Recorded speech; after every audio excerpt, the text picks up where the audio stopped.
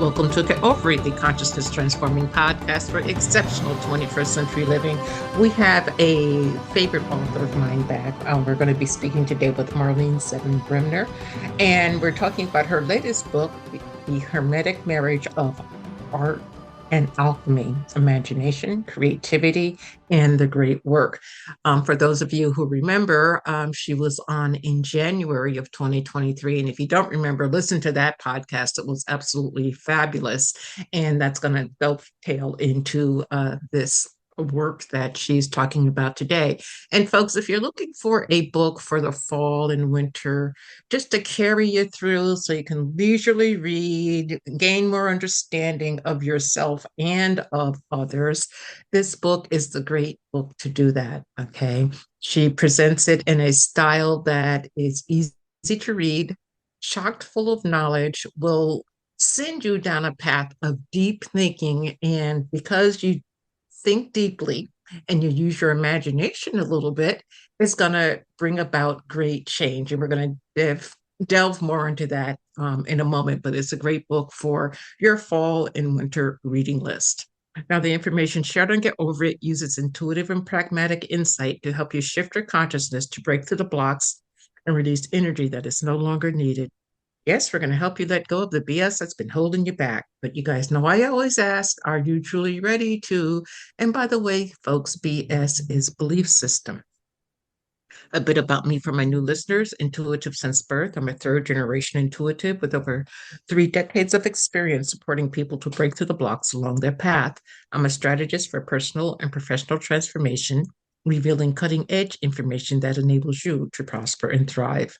I spent 25 successful years in corporate America as an executive sales professional, and I'm the founder of Healing Visions Ministries and the Northern California Children's Education Network, a 501c3 nonprofit.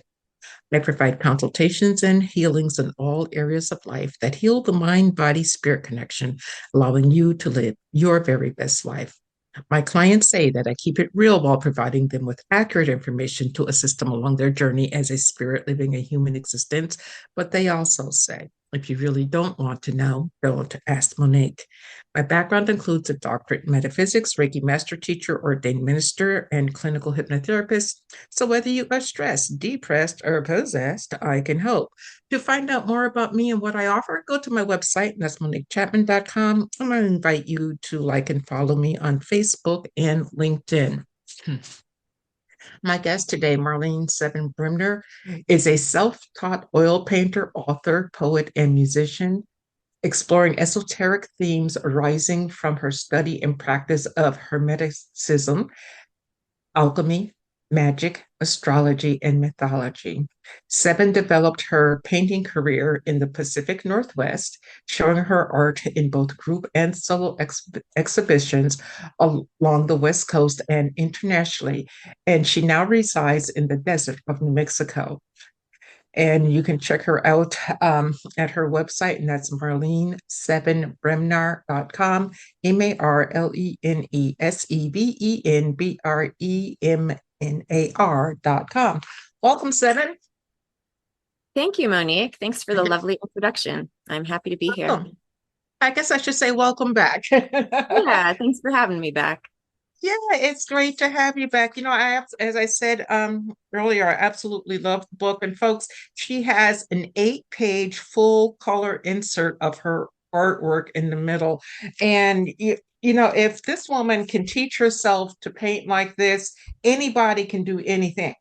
Okay, it is amazing. Before we get into the nuts and bolts of your book, let's talk about your art for a moment. How did you develop it so wonderfully? Well, I was very artistic as a child, but as I got older, I just didn't feel like I was good enough to pursue it as any type of career. So I kind of Hmm. put it on the back burner and just did art as a hobby for a long time. And then I moved up to Olympia, Washington, and was surrounded by other artists that were, trying to make a living with their art and music. And I got very inspired. And so I decided to apply myself and try to improve my skills. And I started with watercolor pencil, and then I moved to acrylic paint, and then I finally found oils, and kind of consciously decided that I didn't want to be too heavily influenced by other artists and other Hmm. paintings. So I just, I got down the basics of like how to use oil paints. And from there, I just taught myself. And it was just a process of trial and error over several years before I had anything that I was really willing to show anybody. And this was during a time in my life when I was also going through a lot emotionally and mentally, and um, dealing with some unresolved trauma from youth, and through my early studies of alchemy and the beginning process of learning how to oil paint, um, these two things got fused together, alchemy and the creative process. And that really became the foundation for all of the work that I've done since then. Understanding the creative process as a powerful means of self transformation, and with, powerful results as well. Hmm. Well, out of your 12 plates, I think plate three is my personal favorite. And folks, you have to get the book and see what I'm talking about. But it's absolutely positively gorgeous. It really resonated me. So thank you very much for including that. But let's start off by talking about imagination, because in your introduction, you start out talking about imagination. When I talk to people about imagination, just imagine it and you can create it. They're like, yeah, right. People don't tend to believe that imagination, which is part of our thought process, starts the wheels of creation moving. So, talk to us about that. Yeah, well, I always like to talk about how, the imagination plays such a pivotal part in all of creation, the image making powers of the creator itself. And that every time that we engage with the imagination and with the creative act, we're tapping into that original creative power of the universe. And Mhm. yet, in the current paradigm, and especially since the Enlightenment, the imagination has been sort of cast into the dung heap and considered to be unreal and something that's not really that valuable, even though it really is. And it comes into play in so many ways. We just don't tend to acknowledge it as much. Um, Mhm. Even in the scientific method, like imagination and fantasy plays a big part in innovation and coming up with ideas that are then tested through the scientific method. So it's really just a matter of shifting our perspective around it. And instead of saying, oh, that's just your imagination, you're imagining things, seeing it as really a divine faculty that we have and a great power. And when we're doing any sort of spiritual or magical work, we're using the imagination to connect with higher beings and higher aspects of the self. And through Mhm. visualization and all of that, we're able to envision different forms and engage with them through that means. Okay. What do you say to the person who's been brought up in a strict religious background? And I'm talking about organized religion, no matter what flavor. And they have a certain BS belief system, Mhm. and they feel that their belief system doesn't allow for the imagination because Mm. it's not solid, if you will. Yeah, that's an interesting question. Um, I mean, I feel like that would be a very limited experience of reality. And I don't really think that we can fully separate ourselves from the imagination. I think it's always active, whether we're aware of it or not. And, it's a matter of how consciously we use it. So for someone like that, if they wanted to access their imagination, but they were feeling, conflicted by their belief system, I would invite them into the alchemical process itself to kind of deconstruct that belief system and really get to the core of it and understand, why it's meaningful for them, and if it's useful for them, and if there are ways that maybe it can be broken down and restructured to allow for a little more imagination and freedom. Hmm. Well, to me, as I was reading the book and contemplating it, I was thinking that even those thoughts that go on in your head, if they're not of the past, or even sometimes the past, like you have a disagreement with someone and you start thinking, well, I could have said this, I should have said that. In a sense, that's your imagination, right? Exactly. Yeah, we do it all the time when we imagine scenarios and we worry about things, or we replay conversations, or we project into the future about conversations that might happen that haven't happened yet. And every time we do that, it's in a way we're casting a spell, especially if we infuse those thoughts with a lot of emotional energy. So, one of the things with the alchemical process is purifying the mental realm. So, um, really becoming self-aware and observing our thoughts and catching ourselves when we get stuck in these kind of repetitive loops, because as we get stuck in those and we infuse them with all of this emotional energy, we're actually giving them power to become manifest in reality. And if these are things that we don't want to happen, then that can be a dangerous situation. Hmm. So the more we can kind of um, distill our thoughts, clarify them, and restructure them in a way that's actually creating positive, healthy, beautiful scenarios for ourselves and for others, the more we'll see that reflected in the external world. Okay.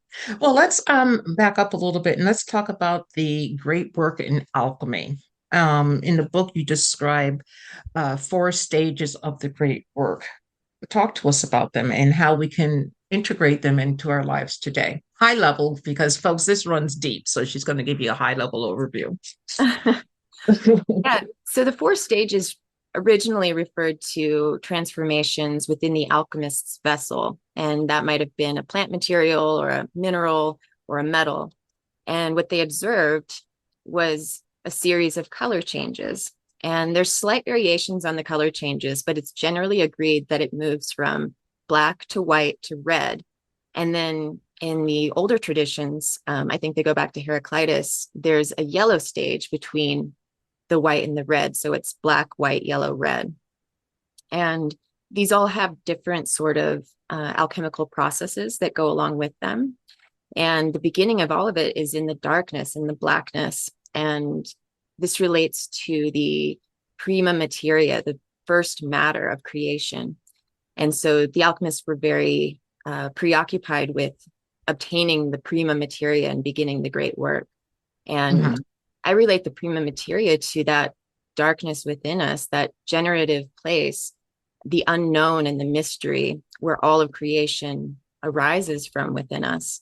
And also the unconscious parts of ourselves, the hidden parts of ourselves that are waiting to be discovered.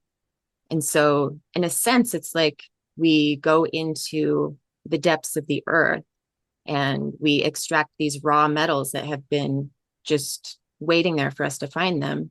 And we Mhm. call them out and we submit them to different processes of transmutation and refinement and separation and coagulation. And then we bring them back together.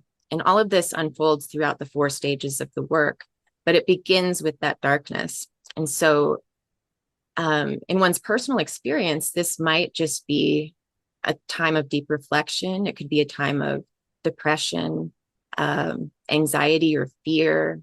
It could happen in someone's life after a great loss. Um, Mhm. it also might just arise from some unknown place, and one kind of feels maybe creatively blocked or melancholic. And it can also arise through a sort of intentional self initiation, perhaps through a visionary experience, with psychedelics or something like that, or just through one's intention to discover what's hidden within. And so that's where the great work begins. It's in the shadow realm within us, and confronting these sort of hidden or dark, mysterious parts of ourselves and allowing them to be there. And it can be a very uncomfortable place, but when you look at it in the context of it being the beginning of a process, and Mm-hmm. all generation arises from putrefaction, and light comes from darkness, and then we can sort of transform our relationship to these times in our life and embrace them in a way that is creative and spiritually enriching. And from there, Mm-hmm. once we kind of are able to embrace these times and these experiences, we'll start to see things shift. And that's when the second stage of the great work comes in, and that's called the albedo, or the whitening. And this is a very lunar, purifying phase, has to do with the water element and processes of dissolution, where, these BS belief systems are broken down into the water like a salt crystal dissolving in water. And we connect with something greater than ourselves, and we're absorbed into a greater ocean of awareness, and maybe start to see things in a deeper, more symbolic way. And Mm-hmm. during this time, we can work with our dreams. We can get into a more lunar, receptive state of being, and listen to the subtle messages that we're receiving through conversations with others, from nature and interactions with animals, from our dreams, and really tap into this other layer of reality that's occurring all around us all of the time. And through connecting with something beyond ourselves, we start to dissolve limiting belief structures within us and open up to greater possibilities. And from there, we might start to have, in the creative process, this might be when we start to have, some real inspired ideas. And as we move along in the process and increase the fire under our vessel and the intensity of our attention and our intention in the work, these ideas can start to coagulate and come together, and be more infused with a solar consciousness, a sort of fermenting agent that develops things and matures things and brings them along. So in the creative Mm-hmm. process, this is when things are really developing and coming together. And then spiritually, we might be in a process of integration. So we went through a difficult time in the first stage. We kind of opened up and maybe got some inspiration and healing in the second stage. And now we're integrating it and bringing it into our physical body, understanding it through ritual and through intentional action or creativity that helps express what we've learned so far through the process. Mm-hmm. And the final stage is called the rubedo, and that's the reddening. And this is when the work is brought to completion. And alchemically, this is when the opposites within us, the conscious and the unconscious, the male and female, the inner and the outer, the above and below, these things are brought together into a harmonious union. So we're not overly applying the rational cognitive mind, and we're not overly stuck in the sort of irrational lunar realms, but these two things are working in harmony, and we experience the inner reality. We experience that externally as a reflection in the world around us, and then we Mm-hmm. also experience the world around us as an internalization of the cosmos. So Interesting. yeah, and in the creative process, this would be when your work has come to completion, you're making the final refinements and adjustments. And when it's completed, then it comes time for that to be brought out into the world. And so in the final stage, there's this sort of transition from the inner work of healing and development and union to projecting that outward in a way that transmits the spiritual awareness that you've attained through the process, through the Mm-hmm. creative work that you've produced. and allows other people to be touched and transmuted by it. Mm. Therefore, if you see their light and you like their light, you will align, so to speak, with Yeah. that. Yeah. Okay. Now, what do you say to the person right now who's really floundering, they're struggling? I mean, between all the crap that's going on in the world, whether it's politics or war or the climate change or climate change deniers, what do you say to the person who just they're struggling? They want to wrap their mind around something positive and moving forward, but they keep getting caught up in the lower vibrational energy that mass media is putting out there. What would you say to them to help them jump that chasm so that they could have more positivity in their lives? I would say we need you. We need you to be fully realized. We need you to open up and express yourself and express the unique essence that is you. And Hmm.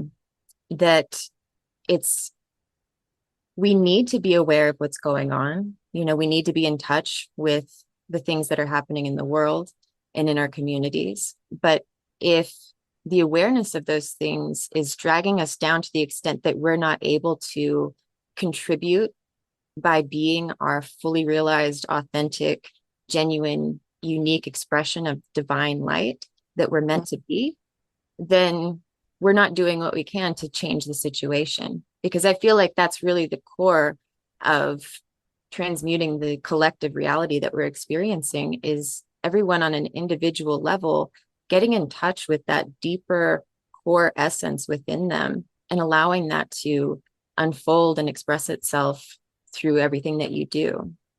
And yeah, we need you. We need you to be here fully present and engaged so that we have a chance to turn things around. Do you think it's too late? I don't. I don't. I have it may be a hopeful perspective, but when I think about everything that's going on in the world, I really feel like we're in a collective process of going through that first stage of the opus, called the nigredo or the blackening. And where Hmm. these social structures, political structures, all of this is sort of breaking down and we're dealing with the fallout from that. And there's a lot of polarization, which is another thing that goes along with that first stage where we kind of feel polarized within ourselves. And we're Hmm. feeling that on a collective level. But we need to go through that process. Things need to die away and be, you know, broken down so that they can be restructured into new, more coherent forms that actually support the whole. You know, interesting that you say that because there's been a lot of earthquakes, and at the time of this taping, there was a huge earthquake in, I think, Morocco, Mm, someplace over there. And, you know, great devastation. I mean, a lot of people yeah. perished. And, you know, they agreed on a metaphysical level to come in and have this experience and move on. And like you said, newness can come from destruction. But how do we, in a sense, destruct or deconstruct things in our lives that we feel are holding us back in order to have that renewal and use the imagination to move forward? Well, first of all, I think it's a matter of becoming aware of those things. And Hmm. becoming aware of those things might require taking some time and slowing down a little bit and, you know, being in the uncomfortable space of just looking at the self, observing the self. And anytime that we feel, you know, anxious or tense, or we're having a difficult time in a relationship, or there's conflict arising, you know, in our work environment or in our um, personal sphere in any way, these are things that we can look at and sort of self-reflect. And if we see someone else as embodying something that we don't like, maybe it could be a projection of ours, you know? And so taking some time to self-reflect and say, maybe that's something within me, and how am I acting in that way or behaving in that way in a way that I might not be conscious of. So it's really just a process of self-reflection and getting in touch with the things that might not be obvious to us on the surface, and this takes work. It takes the willingness to sit with uncomfortable feelings and to acknowledge the darkness within us, to, engage with our own shadow and kind of embark on that underworld journey to where we meet that dark twin of ours, and bring it into the light so that instead of it working against us unconsciously and manifesting in all these sort of unpleasant ways in our experience, we bring those shadows into the light and they become allies of ours because we understand them and we can embrace them with love without giving them the power to hurt us or destroy us. But we embrace them with love and hold space for them so that they can be an integrated part of us. Okay. Well, since 2017, there's been a lot of, I'm going to say, the darker energy coming to the surface, which I think is a good thing because you need to understand everything that's going on. But how can we get to the point of transmuting the darker, denser energy for ourselves, because we can't do it for anybody else, so that we can, as a mass, a group, elevate ourselves? It's like, I look at this exploration of the shadow self as like the first step of ascension, where we got, see it, understand it, and then move on. What are your thoughts about that? Yeah, I think once we get in touch with it and we have an awareness of it, then we can begin to break it down. We can look at maybe where it originated from. And, in therapy, this is a big thing. You look at your childhood and like the roots of your trauma and that sort of thing. And that can be really, really beneficial so long as we don't get stuck in the blame game where we don't take responsibility in the present moment for how we can shift this and transmute it. So becoming aware of it, understanding maybe where it came from, understanding what these shadow parts of ourselves need in order to be nourished, and then making some changes in our lives to address that. And yeah, from there, I think engaging creatively in some way or working in the physical world in some way to almost like a ritual of integration and acknowledgement for these parts of ourselves. So in the creative process, whether you're working in your garden, making a painting, making music, working on a piece of writing, working on your business, you can kind of infuse these shadow forms that you're wanting to integrate into that process and allow it to inspire you and help you express that in some way. And once we can get that externalized in some form of expression in the outer world, then we can look at that as a reflection and it will start to communicate back to us. And this dialogue unfolds between the inner and outer.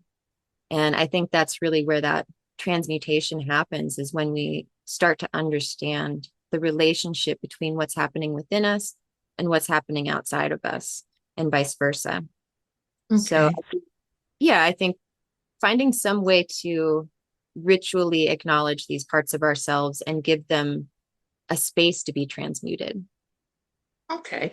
Well, in your book, you talk about the importance of dream work, and I'm looking at that as something that is within.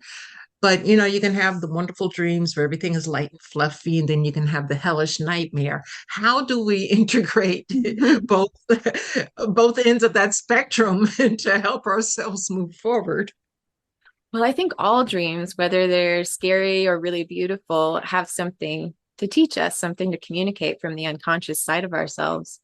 And taking the time to write them down, to interpret them, and then to, in the same way, kind of acknowledge them somehow in our lives by making some sort of action or change that speaks to our unconscious and communicates that we're listening and that we are engaging with it. And so if we're having like a lot of nightmares, we might want to talk to those dream figures that are really scary to us. And active imagination is a way that we can re-engage a dream with the conscious mind. And it was a technique developed by Carl Jung, and I'm sure you're aware of it. But essentially, if you're working with a dream and you've got a dream figure that's maybe really intimidating or scary or terrifying, and you want to ask it, what it wants and why it's coming to you, you can go into an imaginative state while you're awake and clear your mind, maybe do a little bit of meditation to just clear out the distracting thoughts and the chatter, and then make an invitation to the unconscious to communicate with you, and specifically to that dream figure. And then you wait for it to come to you. And you might, if you're good at visualizing, you might see the figure again, or maybe you just get a feeling for its presence. And then you can begin a dialogue with it and ask it questions. And as you're dialoguing with it, you can write these questions down that you're asking and write down their responses. So the way that I like to do it is to go in and out of that imaginative state. So I'll close my eyes, ask the question, wait for the response, and then I'll come out, I'll write down what happened, and I'll go back in for the next question. And I'll do that until I feel complete.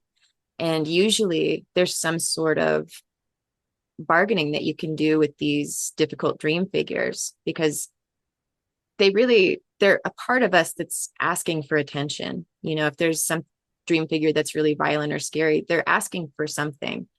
And through this act of imagination, we can determine what that is and come to terms with them in a way that we can give them something that will satisfy their needs while also resolving these bad dreams that we're having with them. Hmm. So, what I gather from what you're saying, no matter what we do, everything truly boils down to the imagination and how we intend to utilize it. I think so. I think so, because yeah, when we're engaging with these inner parts of the self, we're using the imagination. And then when we are wanting to manifest something or create something in our lives, we're engaging with the imagination. And they're just two different ways of using the imagination. One is for internal communication and understanding and learning about the self, and the other is for creating something that we want to experience, or a desire that we have, and bringing that forth into reality. And all of this goes along with an intentional use of the imagination.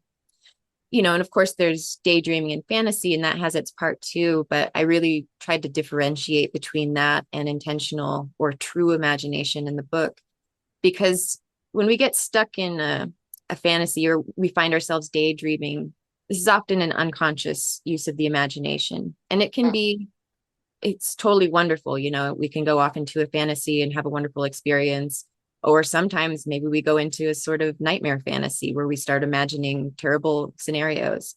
But the problem with that is that we're doing that unconsciously. And if we're doing it with a lot of emotional feeling wrapped up in it, then it could have problematic results. Why is it that family members tend to have horrific dreams or sometimes even thoughts about things happening to other family members? And it's not, I don't think it's an intentional thing. Maybe it is, but I don't think it's an intentional thing. They just think the worst is going to happen to them, where it's an accident or something else bad happens to them. Why do they do that? Because to me, that's projecting negative energy onto them. Yeah, I mean, there's a saying, I'm not sure where it comes from, but worrying is like praying for what you don't want. And I think Mm-hmm. that's very true. And we tend to do that, I think, because maybe if we imagine the worst possible scenarios for a loved one or for ourselves, then we're somehow preventing it from happening. Mm-hmm. Um, I think maybe there's some sort of logic there, but and I used to do this a lot, actually. I would catch myself and just imagine these horrific things happening and be like, why am I doing this? And over time, becoming more consciously aware of my thought patterns and kind of working to change them, transmute. Mm-hmm. One of the things that I've come to do, because, it still happens sometimes where I'll think about something or I'll start worrying about something, but I tend to catch myself pretty quick and just say, nope, that doesn't need to happen. And then instead, I replace that thought with all of the things that I would like to see happen. And I start Mhm. engaging with that fantasy, and allowing Yeah. that to play out in my mind. Yeah. Uh, yeah, It truly makes a big difference. I have a lot of moms that, work with me, and they're always worried about their kids, whether their kid is 2 or 42. And, they're so afraid for the child. And I can understand that being a mom, but I always tell them shift whatever you're afraid of into something positive, you exactly. know, and just, let the positivity, like go and, watch the change. Yeah. Yeah. And I think for a lot of people, engaging in the imagination in that way is not a familiar thing. But once you get into it and you start imagining all the things that you would like to experience, that you would like to see for your loved ones, that you'd like to see for the world, it fills you with so much positive energy and good feeling. And then you're, if you get really into it and you're doing intentional imagination, like I describe in the final chapter of the book, um, that feeling of just satisfaction and joy and gratitude fills you up to such a degree that you start to just spill it out everywhere around you. And I don't see anything bad coming from that. Mhm. Well, in the end of your book, it might be in the appendix, I can't remember. You have a really kick butt meditation, the elemental meditation. Tell us about that because I found it to be extremely powerful. Yeah, I mean, I think working with the elements is just super basic to any sort of magical or creative practice, and understanding how each of the four traditional elements really plays out in our lives. And so, we've got earth, and that relates to the physical world and to structure and routine and vitality and health, um, and to our home as well. And then the water element, which is related to creativity and to our emotions and our relationships and to our ability to kind of go with the flow and to express our emotions. And then the fire element, which has to do with our focus and our action, our energy and drive, our ambition, also our ego and our vision. And then the air element, which relates to communication and the mental realm and thought, and to a feeling of lightness and movement and clarity. So if we look at all of those elements and we kind of take an inventory of how they relate to our life, how those elements are being expressed or experienced in our life, Mhm. maybe we start to see that one of the elements is really deficient, you know, um, or maybe we start to see that one is really excessive, if we're like super attached to our routine and structure, and we get thrown off anytime there's any sort of interruption to our routine and it really like just destroys us, then we might want to look at, you know, breaking down that earth element a little bit and balancing it out with some air or giving it a little water to kind of soften up the earth, the air, Hmm. break it apart. And so maybe we need to have a little more lightness and movement in our lives with the air element. Um, or maybe we need to allow for a little more spontaneity and flow with the water element. So I think this is just a really basic way of kind of bringing ourselves to balance. And the meditation is just a way to introduce people to engaging with that level of awareness. Hmm. And folks, the elemental meditation is worth the price of the book alone. I mean, you get a ton of other information, but if nothing else, get the book, do that meditation. If you're truly looking to adjust your life, take that next step in your evolution, this meditation will definitely help you. Now, Seven, when we go to your website, what are we going to see there? Well, I've got my art gallery, and so you can see all my paintings in the gallery. I've got information about this book and where you can find it. It's available through all the major booksellers, and also information on my previous book, which we talked about last time I was on the show. I've got a shop where you can order prints of most of my artwork. And then, I've got a list of interviews that I've done. If you want to hear more about the book and other interviews, a newsletter you can subscribe to, links to my Patreon account where you can actually subscribe to my blog. And right now I'm doing a year-long walk through the decans. So I'm doing a post for every one of the 36 astrological decans. So you can join me on Patreon for that, as well as to see sneak peeks of work that I'm doing behind the scenes in the studio. And yeah, there's more on the website, but Folks, take a look. Okay. You will be enchanted by what you see there. Seven, I've really enjoyed our time together, and we're at the end, but give us a pearl of wisdom for the audience. my pearl of wisdom for today, and this is coming from my personal experience of preparing for leaving town tomorrow and just kind of going into a total Virgo crazy mode, is to slow down, take a deep breath, and trust that everything is going according to divine timing and divine planning, and that everything will be great. Trust, that big word. Yes. But it's a wonderful word if we can, trust ourselves. Thank you very much for sharing your information today and sharing about this book. And folks, again, great fall, winter read. The price of the meditation at the end is worth the price of the book alone. You will get a lot of information that will allow you to grow if you choose to grow. So I appreciate Seven and her time today. I know the audience does too. And everyone, please remember that the most important choice that you can make is what you choose to make important. Consider making the masterful choice of discovering your imagination and discovering the art and alchemy of love. Abundant blessings, light and love to all.